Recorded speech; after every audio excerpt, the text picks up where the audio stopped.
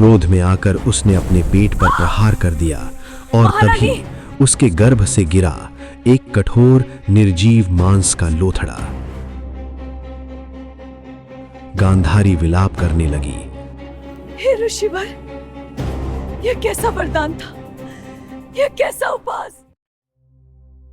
हस्तिनापुर राजमहल के भीतर एक स्त्री तप कर रही थी।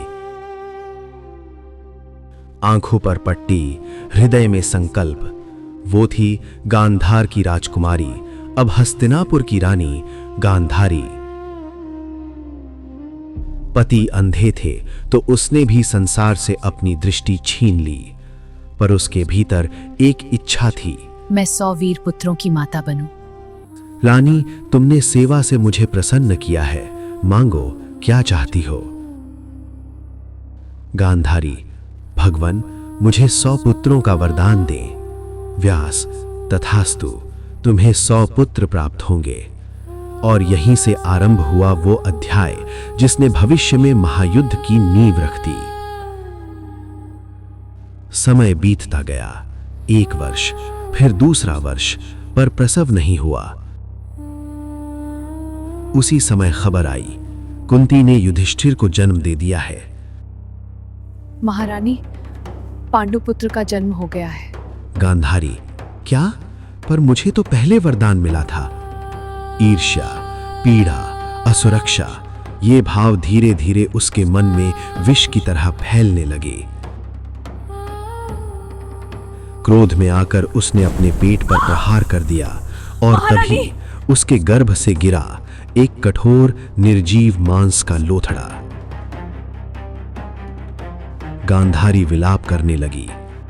हे ऋषिवर, यह कैसा वरदान था, यह कैसा उपास। यह अंत नहीं, आरंभ है। इसी से तुम्हारे 100 पुत्र जन्म लेंगे।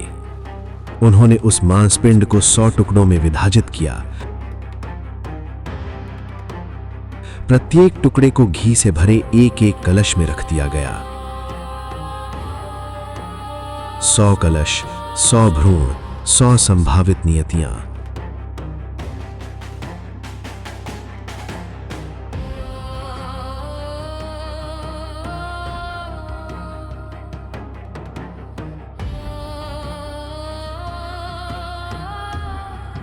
उसके जन्म लेते ही आकाश में गीदड़ रोने लगे, कौवे कांव कांव करने लगे, हवा अशुभ संकेत देने लगी।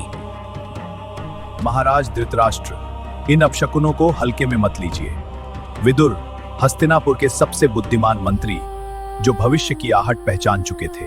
महाराज, यह बालक कुल का नाश करेगा, इसे त्याग दीजिए।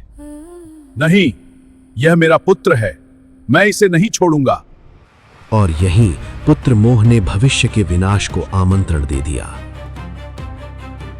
अब प्रश्न उठता है कि क्या एक ही गर्भ से 100 संतानों का जन्म संभव है? आधुनिक विज्ञान कहता है प्राकृतिक रूप से नहीं, लेकिन यदि एक भ्रूण को कृत्रिम रूप से विभाजित किया जाए, यदि उसे बाहरी पात्र में विकसित किया जाए। आज आईवीएफ, क्लोनिंग और आर्टिफिशियल वूम्ब पर शोध चल रहा है। क्या घी से भरे वो कलश प्राचीन कृत्रिम गर्भ थे, या ये कथा प्रतीक है कि जब जन्म ही अस्वाभाविक परिस्थिति में हो तो परिणाम भी संतुलित नहीं होते।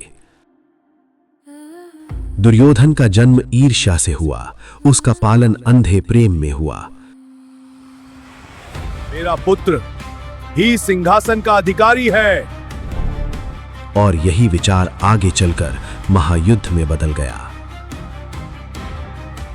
कौरवों का जन्म केवल चमत्कार नहीं था।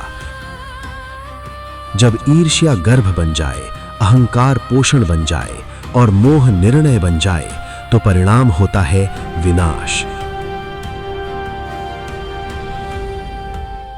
व्यास का काल्पनिक गूंजता स्वर। मनुष्य अपने कर्म से भाग्य बनाता है, जन्म परिस्थिति देता है, पर दिशा स्वयं चुननी पड़ती है।